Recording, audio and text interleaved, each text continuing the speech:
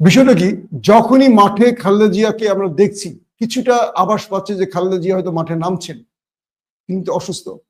দেখেন কোরাম পরিবর্তন হয়ে গেছে। আমাদের সালাউদ্দিনদের একটু আউটপুটে দেখতে পাচ্ছি আজকে থেকে।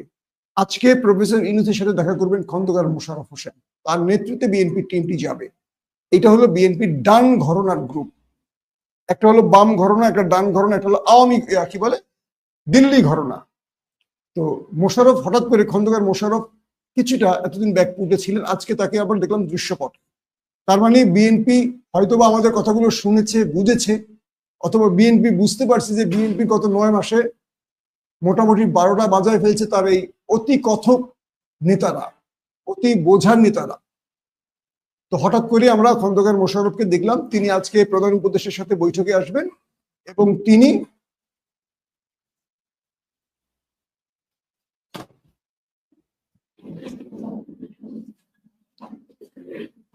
তো খন্দকার মোশাররফকে হঠাৎ করে আমরা দেখলাম যে তিনি আবার দৃশ্যপটে আসছেন। আশা করি খন্দকার মোশাররফের মতো একজন ডাকসাইটে বর্ষিয়ার নেতা তিনি বিএনপিকে এই ভঙ্গুর দশা থেকে রক্ষা করবেন।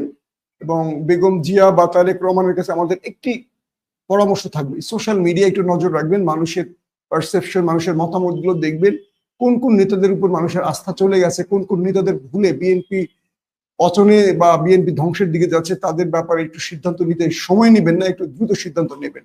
আমরা যারা বিএনপিকে ভালোবাসি আজকে আমরা বিরক্ত হয়ে গেছি, এর অর্থ এই না যে আমরা বিএনপি বিরোধী চলে গেছি। বিএনপির সমালোচক হওয়া মানে বিএনপিকে ভালোবাসা। বিএনপির আমরা নিন্দা করছি না, সমালোচনা করছি বিএনপির ত্রুটিগুলো আমাদের চোখে পড়ছে বলে।